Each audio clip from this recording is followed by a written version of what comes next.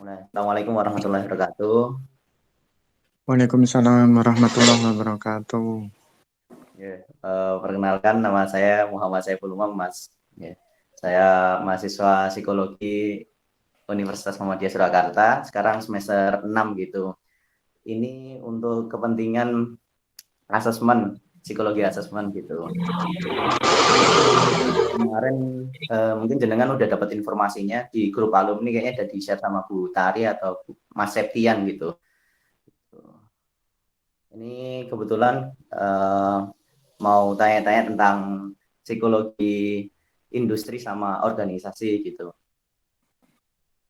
Mungkin Mas Iwan sendiri bisa memperkenalkan diri dulu. Ya, terima kasih Mas Saiful. Mohon izin memperkenalkan diri, nama saya Ridwan Pamungkas. Saya lulusan dari Fakultas Psikologi Universitas Muhammadiyah Surakarta angkatan 2015 dan lulus pada tahun 2019. Untuk aktivitas saat ini memang kesibukan di bidang psikologi industri dan organisasi. Saya jadi seorang HRD. Oke. Eh, Tadi kan Mas Iwan sendiri udah nyampaikan kerjanya di HRD gitu Mas. Kalau bisa diulik lagi, di mana sih itu Mas kerjanya Mas? Kerja sebagai seorang HRD. Iya, Oh ya. perusahaan atau di mana gitu. Oh, ya. Kebetulan untuk HRD, pertama saya pernah bekerja di HRD rumah sakit. Kemudian yang kedua dan sampai sekarang saya bekerja di HRD di pendidikan atau sekolah. Untuk secara umum memang HRD itu tugasnya hampir sama. Mengurusi bagian personalia, kemudian ada bagian-bagian masing-masing, ada HR admin, Gitu. kemudian ada HR pelatihan dan training, kemudian ada HR bagian development, ada HR bagian personalia. Itu kalau dibagi-bagi itu memang spesifiknya masing-masing. Tapi kalau di secara keseluruhan ya itu tadi yang saya sebutin tadi. Kemudian Oke. untuk tugas-tugasnya kalau didetailkan itu kalau HR admin itu yang mengelola eh, administrasi personalia karyawan. Contohnya tentang cuti, kemudian tentang BPJS kesehatan dan ketenaga kerjaan bagi karyawan. Kemudian juga uh, mengelola administrasi surat menyurat, entah itu surat masuk ataupun surat keluar yang berkaitan dengan internal perusahaan atau untuk karyawan itu sendiri. Kemudian juga uh, bertanggung jawab terhadap pelaksanaan training dan pengembangan karyawan. Kemudian juga uh, ada beberapa part juga general affair, bagian urusan umum kadang untuk merawat uh, inventaris alat dan sarana prasarana perusahaan, kemudian juga maintenance sarana dan prasarana dari tempat atau perusahaan itu sendiri. Kalau Mas Iwan sendiri di posisi apa nggih? Kalau untuk waktu di rumah sakit saya di bagian HRGA, Human Research General Affairs, kurang lebih selama 1 tahunan. Untuk saat ini pindah di HR atau staf kepegawaian di bidang sekolah. Gitu. Sudah berapa tahun itu Mas di staf kepegawaian di sana Sudah Mas? 1 tahun 2 bulan. Mohon maaf, bisa menyebutkan instansinya gitu? Oh, saya di SMA Pradita di Gantara. Oke, di SMA. Oh, di Gantara ini ya Mas ya, Colomadu ya Mas Iya. ya.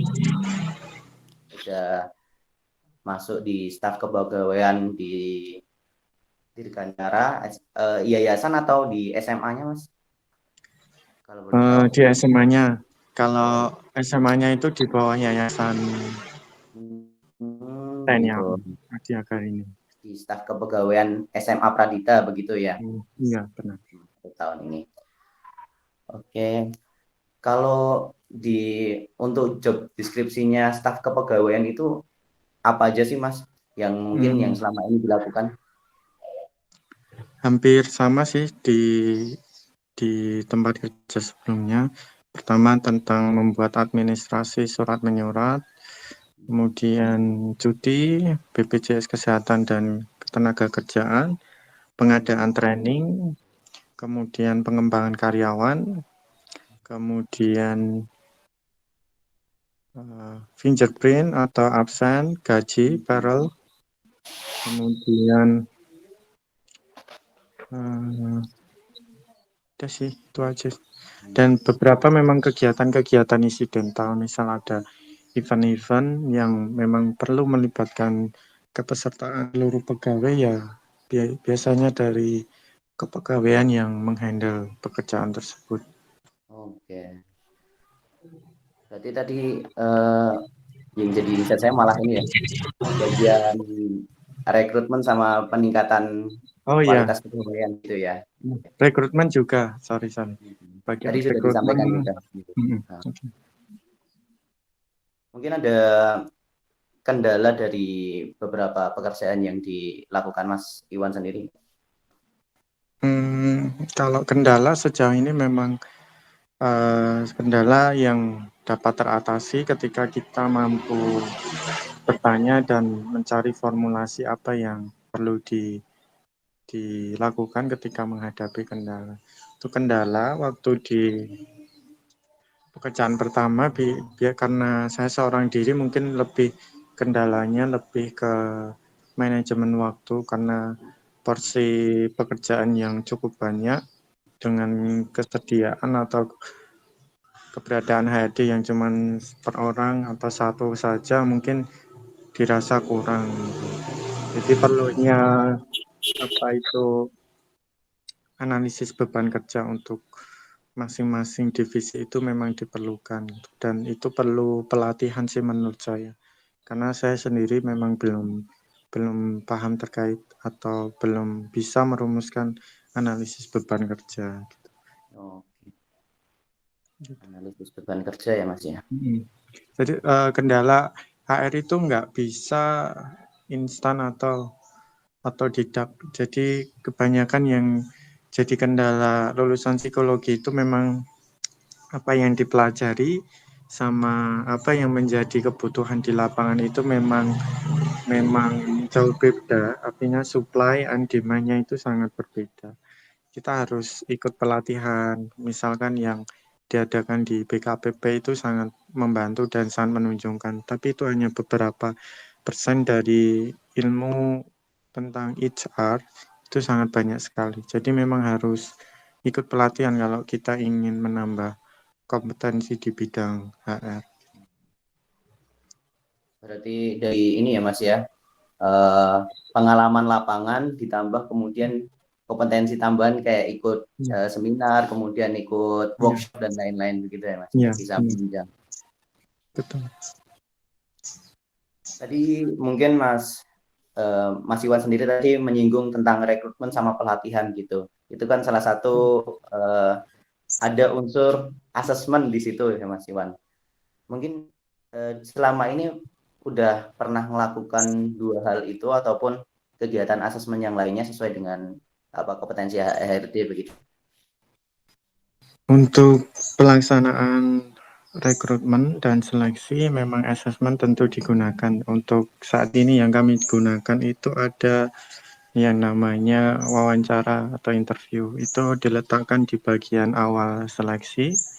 Kemudian ketika kandidat dinyatakan lolos atau memenuhi, maka akan lanjut ke tes berikutnya. Ada tes kesehatan, tes mental ideologi, ada psikotes, ada tes kesehatan jiwa, termasuk juga psikotes untuk mengetahui potensi yang ia miliki, termasuk selepas selesai psikotes juga ada interview lagi. Hmm. Kemudian setelah itu baru pada tahap offering atau penandatangan surat perjanjian kerja. Di serangkaian asesmen di dalamnya itu ada proses psikotes dan ada interview.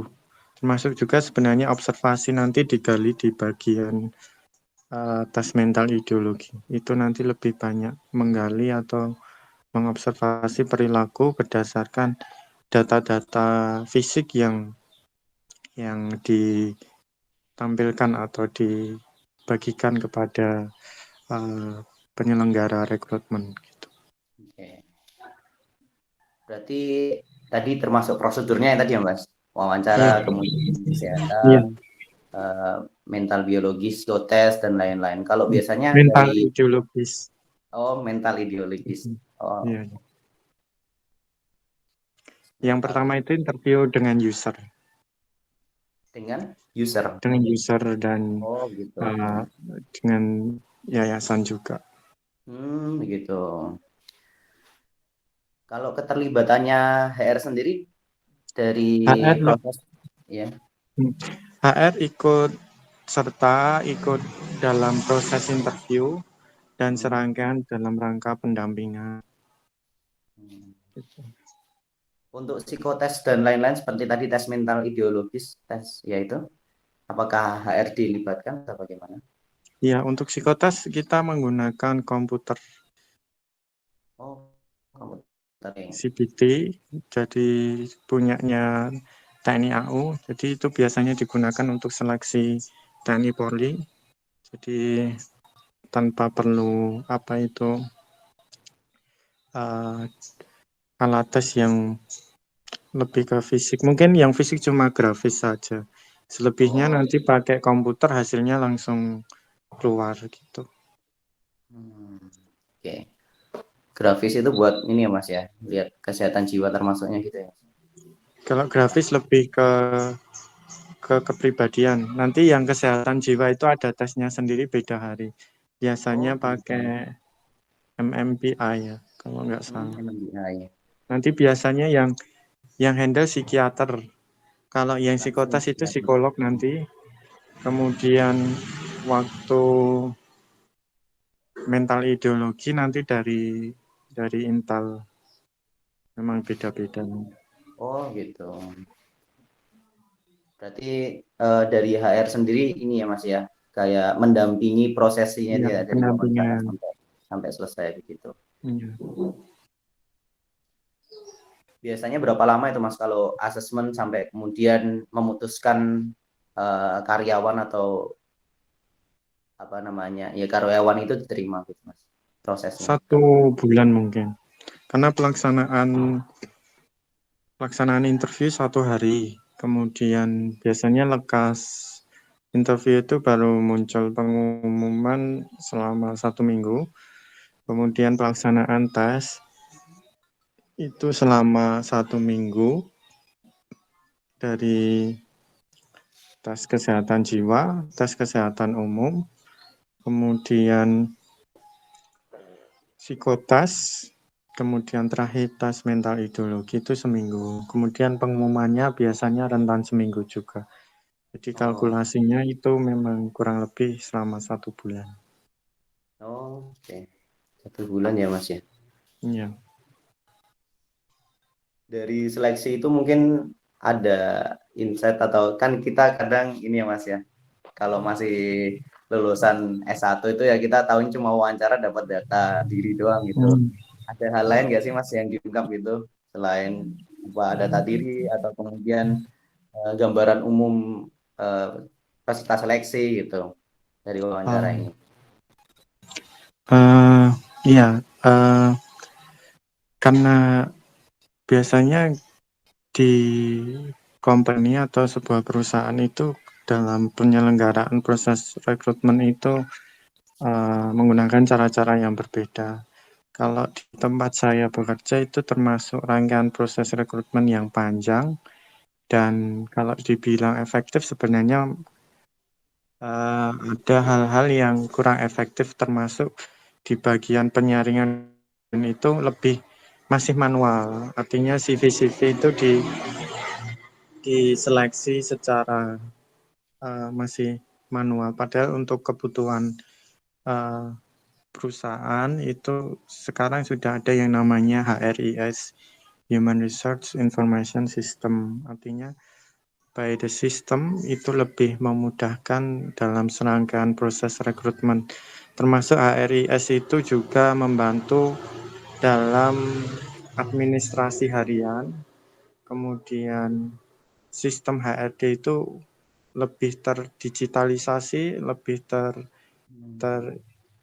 terkoneksi dengan internet lebih mudah itu sebenarnya pakai HRIS. Cuman di tempat kami bekerja belum menggunakan hal tersebut. Jadi biasanya lebih memakan waktu gitu. Itu yang mungkin menjadi perbedaan dengan company-company yang biasanya sudah melek teknologi gitu. Hmm. Untuk HRIS ini apa sih Mas? Aplikasi atau sistem begitu? Aplikasi itu. Oh, aplikasi. Aplikasi dan sistem, misal ketika kita datang itu tidak perlu pakai fingerprint lagi, tapi udah pakai absen melalui HP. Kemudian ketika mau pengajuan cuti, kita juga melakukan aplikasi atau input login lewat HP tersebut. Jadi lebih minimalis, lebih efisien, lebih efektif, dan tentunya paperless juga. Dan banyak sih, termasuk pengumuman informasi, misal ada informasi dari perusahaan lewat aplikasi tersebut. Berarti itu lebih ya Mas ya, membantu dalam mungkin mengkolektifkan data gitu ya termasuknya, karena kalau fingerprint kemudian apa namanya yang lainnya absensi dan lainnya kan harus pakai kertas mengumpulkan satu-satu atau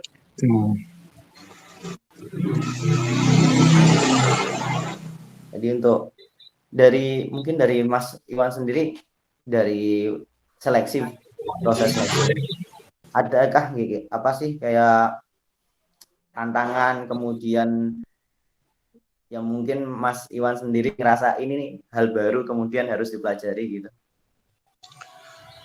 Kalau hal atau yang menjadi tantangan lebih ke skill atau penguasaan bahasa Inggris sih. Sejauh ini interview seleksi di tempat kami menggunakan bahasa Inggris. Dan Gitu. itu menjadi tantangan sendiri buat saya untuk belajar lebih lagi gitu.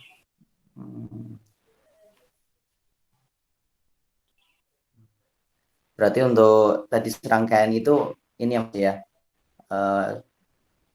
cukup perlu pembiasaan begitu ya, ataupun Betul. kemudian ya mengenali job desk dan tugasnya. Betul. Oke. Tadi kan juga ada apa sih Mas, pelatihan ya Mas ya? Untuk Ya. pelatihan itu seperti apa ya Mas ya? Biasanya pelatihan itu disesuaikan dengan masing-masing pekerjaan atau sesuai jabatan. Kalau di rumah sakit itu ada namanya pelatihan BTCLS, ada pelatihan radiologi yang sifatnya itu wajib dan secara berkala 5 tahun sekali atau 3 tahun sekali itu wajib diikuti dan diperbaharui sebagai syarat untuk turun sertifikat kompetensi bahwasanya dia sebagai seorang tenaga kesehatan itu ilmunya itu masih terbarukan. Artinya lewat pelatihan, lewat penanganan pasien yang ditangani dalam keseharian pekerjaannya itu perlu dilakukan. Nah, peran HR di situ adalah menjembatani, memudahkan entah itu dalam segi pembiayaan ataupun dokumen-dokumen yang perlu dipenuhi. Biasanya surat pengalaman kerja, surat pengantar, kemudian pelatihan-pelatihan sebelumnya, sertifikat-sertifikat sebelumnya. Itu yang untuk individu. Termasuk juga untuk guru itu ada banyak sekali pelatihan-pelatihan. Kalau di sekolah ada pelatihan IB, itu untuk guru-guru yang berbeda kurikulum. Karena kita menggunakan kurikulum internasional, ada pelatihan yang wajib juga diikuti untuk menjadi guru di sekolah internasional. Itu lebih ke kita membantu memudahkan saja untuk bagian administrasi dan pembiayaan.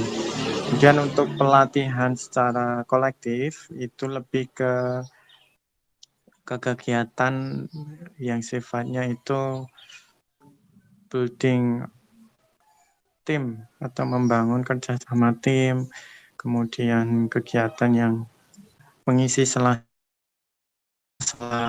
libur itu biasanya diadakan outbound atau staycation atau apalah itu kegiatan secara bersamaan. Oke.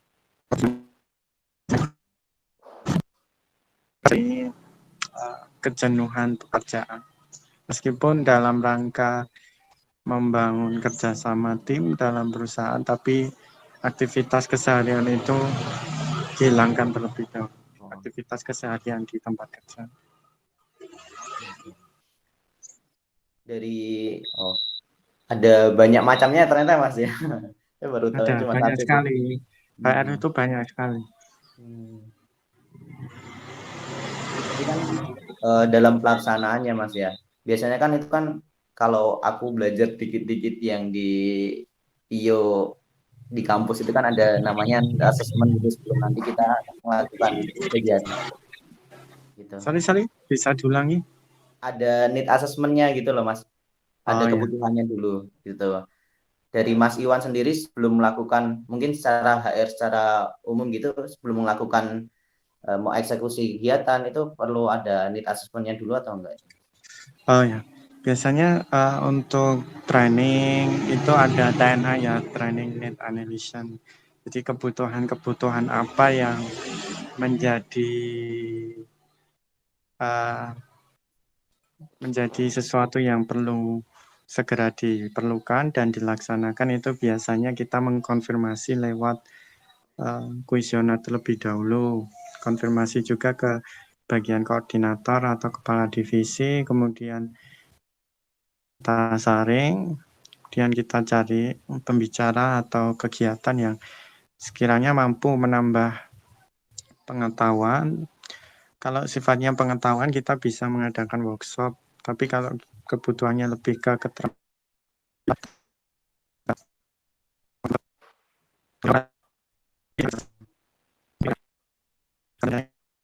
workshop gitu. Jadi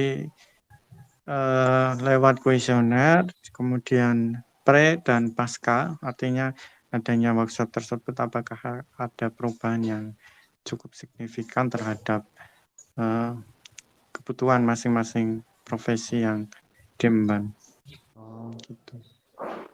berarti melihat dulu kebutuhan gitu ya Mas ya, kemudian Ya, dari kebutuhan itu diukur apakah efektif atau enggak. ya.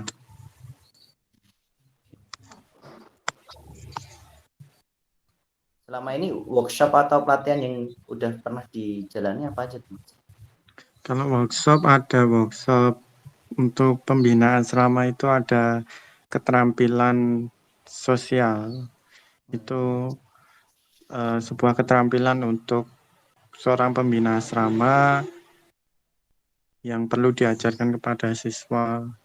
Ada keterampilan psychological first aid, pertolongan pertama psikologis untuk siswa-siswa yang memang membutuhkan penanganan tersebut. Kemudian ada pelatihan how to be a good parents, especially in resident advisor.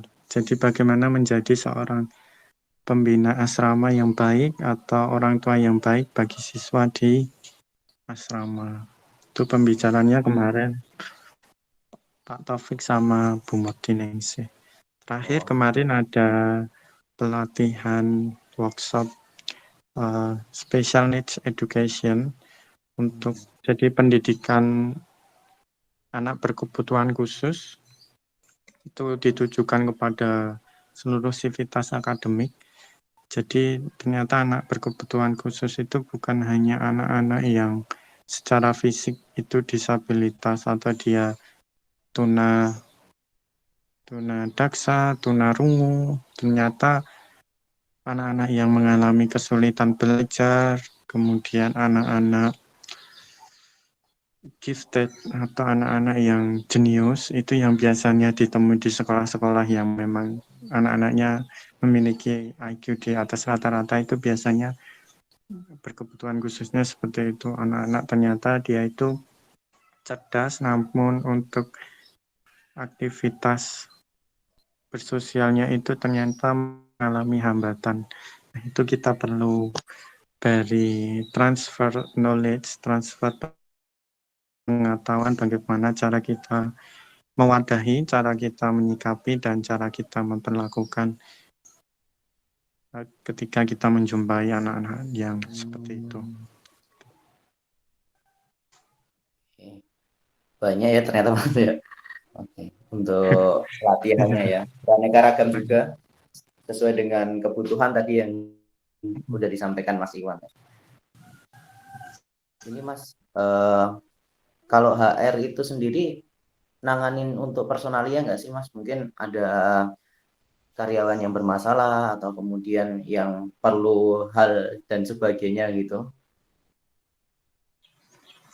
Iya, itu tentu menjadi tanggung jawab pertama seorang HR, artinya dia menempatkan posisi di tengah-tengah, moderasi, moderator, penjembatani antara keinginan karyawan dan apa yang menjadi keputusan atasan. Artinya informasi yang masuk dan informasi yang terdeliver itu sumber atau muaranya ya di HR. Jadi ada masalah termasuk misal ada individu karyawan yang bermasalah, tentu biasanya penyelesaiannya juga di HR, kemudian kepala divisi dan atasan, tergantung konteks atau tergantung seberapa level masalahnya. Kalau levelnya berat ya nanti bisa membuatkan SP, tapi kalau yang level-level ringan ya cukup dengan teguran lisan gitu. Tergantung tingkat permasalahannya, dan biasanya tiap perusahaan atau institusi itu beda level dan beda cara penanganan. Dari Mas Iwan sendiri udah pernah menangani atau berurusan dengan hal-hal tersebut? Sudah pernah menangani dan pernah juga membuatkan SP, bahkan ada juga yang mengeluarkan juga. Oh, mungkin ini malah jadi sesuatu yang kayak apa ya Mas ya? Kalau buat HR itu kan jadi mungkin harus mengeluarkan SP, kemudian malah mengeluarkan karyawan sendiri. Itu dari Mas Iwan sendiri mungkin ada pengalaman-pengalaman begitu yang bisa diceritakan. Soalnya kan takutnya menyinggung terlalu banyak begitu. Mungkin Mas Iwan bisa mengulik lagi. Karena SP itu bagian dari manajemen sumber daya manusia, artinya ketika memang harus dikeluarkan SP, maka ya dikeluarkan saja. Artinya keterlibatan afeksi, emosional, dan lainnya itu harus dikesampingkan ketika menjadi seorang HR.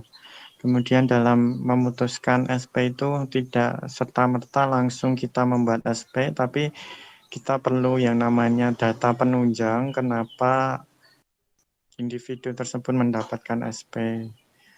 Dan itu harus tervalidasi, artinya bisa dipertanggungjawabkan dan valid, memang benar adanya. Dan SP tersebut juga menjadi sepengetahuan pihak yang ber-SP, artinya tanda tangan juga. SP itu ada yang mengeluarkan SP dan SP itu juga tanda tangan, artinya memang sudah menjadi kesepakatan kedua belah pihak itu. Dan yang ketiga, memang role organisasi ya demikian. Ketika kita mempunyai sebuah aturan, ya individu yang membutuhkan pekerjaan ya harus ikut aturannya. Di poin awal di bagian penandatangannya penandatanganan surat perjanjian kerjasama kan sudah disebutkan poin-poin apa saja yang dilarang dan apa saja yang harus dilakukan. Semua sudah teratur di situ, ada peraturan mulai jam masuk kerja, kemudian cuti dan lainnya sudah tersampaikan di bagian awal.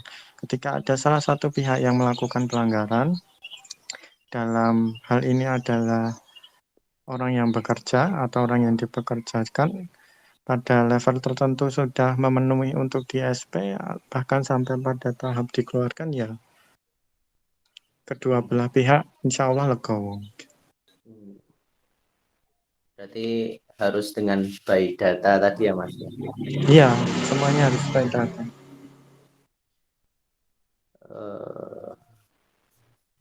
Berarti kalau by data aktual otomatis ini ya Mas ya, dari HR sendiri punya penilaian begitu atau standarisasi dari perusahaan.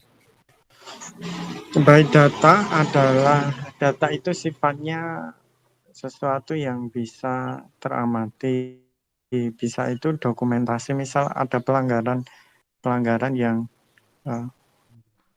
menjadi isu atau pembahasan, misal dokumentasi itu bisa lewat chatting atau aktivitas yang menunjukkan dia itu pelanggaran, foto, kemudian bisa dari saksi-saksi yang lain, itu juga menjadi sebuah data gitu. Terus dilakukan konfirmasi juga toh. Jadi data tadi setelah divalidasi jadi evidence, kemudian dikonfirmasi ke yang bersangkutan.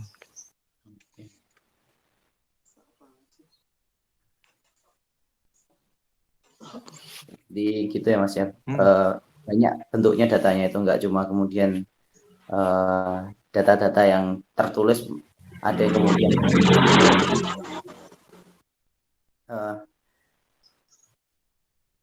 kadang ini kan apa ya Mas ya, kalau HR sendiri bagi karyawan dipersepsikan sebagai seorang yang kayak negatif konotasinya, memberikan penilaian, kemudian memberikan SP, peneguran dan lain-lain. Tapi HR sendiri itu bagaimana sih Mas? Maksudnya jalannya atau ya fungsi dan tujuannya? Kalau dikatakan demikian itu ya bisa salah, bisa juga benar, tergantung siapa yang memaknainya. Tapi pada fungsinya HR itu memang individu atau tim yang memang menghandle atau memanajerialkan SDM di tempat kita bekerja. Artinya sentral atau pioner yang mengatur bagian personalia itu ya kuncinya di HR atau HRD. Jadi satu hal yang penting menjadi keberadaan dalam sebuah perusahaan itu ya HRD. Perannya sangat sentral. Jadi ketika kita bicara manajemen itu ada 3 hal yang penting, ada manajemen keuangan, ada manajemen sumber daya manusia, dan ada manajemen operasional. Ada satu lagi sebenarnya manajemen pemasaran. Cuman yang menjadi 3 penggerak itu ya keuangan, SDM sama operasional. Manajemen sumber daya manusia dalam konteks ini adalah HR, itu sering dikonotasikan seperti itu karena memang tugas dan job desk-nya sering bersinggungan dengan hal-hal yang berkaitan dengan apa yang menjadi permintaan mereka dan apa yang menjadi hak dan kewajiban mereka. Akan menjadi masalah ketika apa yang menjadi harapan tidak terpenuhi. Dan pihak-pihak yang berwenang atau memfasilitasi tersebut adalah atau hal yang melakukan deliver information tidak lain kan HR, meskipun bukan ranahnya HR untuk mengambil keputusan. Jadi untuk level-level staff, kepala divisi itu sebenarnya HR itu belum punya wewenang. Wewenangnya itu lebih di atasan sebenarnya. Jadi ketika kadang dikonotasikan negatif atau dibenci, itu never mind sih masalah sebenarnya. Tapi kemampuan kita untuk melakukan komunikasi personal, kemudian pendekatan kita kepada karyawan yang baik, bahkan ketika menyampaikan informasi yang dirasa tidak mengenakan pun ketika dengan bahasa yang mudah diterima, bahasa yang mudah dipahami, dengan penyampaian yang benar, insya Allah mereka fine-fine aja dan tidak ada masalah dengan kita. Ini sudah sering saya buktikan. Jadi memang HR yang dibenci itu ya biasanya ya HR kolot sih. Tapi kalau HR yang informatif, dia punya kecerdasan emosional yang baik, insya Allah meskipun ada keputusan atau informasi yang tidak mengenakan, biasanya karyawannya langsung konfirmasi tanpa harus marah-marah gitu. Berarti faktornya banyak gitu ya Mas ya, Banyak terkait sekali. individu HR sendiri ataupun kemudian apakah termasuk lingkungan kerja gitu kan Mas? Betul, lingkungan kerja, kultur budaya organisasi juga mempengaruhi. Okay. Mungkin kalau ini udah cukup sih Mas untuk wawancaranya. Terima kasih banyak atas, ini malah aku dapat ilmu banyak banget ini Mas dari karena aku udah semester 6 nih Mas. Aku udah semester 6 itu kan Mau banyak. HR apa Pokoknya psikolog? kalau aku wis terlanjur masuk klinis terus aku Mas ini. Oh ya udah, lanjutkan. Terlanjur udah Mas. Ya, peminatannya ke situ sih Mas kalau aku ke klinis sendiri. Mungkin beberapa teman-teman juga ada yang HR kayak kalau kenal yang sekarang ketuanya Fuad Agil Fajri itu kan beliau suka. Sip, lanjutkan. Ya, jadi insight menarik Mas. Kemarin kan juga beberapa kali ikut apa ya kayak matkul MSDM, kemudian psikologi organisasi sendiri, terus apa tentang rekrutmen karyawan itu kan beberapa udah dapat dasarnya gitu ataupun kemudian teorinya. Tapi dari Mas Iwan sendiri menambahkan mungkin hal-hal yang praktik begitu ya, yang mungkin kadang kalau di ranah perkuliahan itu jarang. Cuma beberapa beliau punya pengalaman praktik itu yang bisa di-share gitu kan. Ya alhamdulillah dapat pengalaman yang banyak, ilmu yang banyak begitu Mas. Mungkin untuk closing statement Mas, untuk teman-teman yang mau jadi HR gimana kesan dan pesan atau kemudian masukan gitu. Nanti untuk interview tambahan, misal ada informasi yang perlu digali atau perlu dikonfirmasi lagi, silakan Saiful. Biasanya praktek itu biasanya kalau ada informasi biasanya perlu data tambahan. Kalau pesan untuk teman-teman yang ingin jadi HR ya pertama belajar sih, yang namanya seseorang dimanapun berada itu yang dibutuhkan itu kompetensi. KSA, kompetensi itu knowledge, pengetahuan, kemudian skill itu praktik, and A-nya itu attitude. Jadi ketiga tersebut harus terkombinasi atau bersinergi secara bersamaan. Belajar, kemudian dipraktekkan, dan bagaimana cara mempraktekkan attitude. Attitude tadi yang biasanya yang HR yang arogan biasanya dibenci itu yang karena attitude-nya belum bisa gitu. Oke. Terima kasih Mas atas nasihatnya tadi ya. Jadi belajar, bisa mempraktekkan sama attitude tadi. Oke, baik Mas. Terima kasih karena ini kan aslinya buat mata kuliah yang semester 2 ya. Jadi aku nggak mau ngulik terlalu banyak. Aku sendiri kan mau ini Mas, mau ngambil asisten. Kebetulan nilaiku nggak tertutupi nih di sini. Yang di asesmen. Asisten apa? Asisten tekon Mas. Insya Allah. Pengennya sih, pengennya ya ikhtiarku baleni Enggak sela. Aku PA di sana. Oh, anak ya. Anak ya. Ribet dong PA.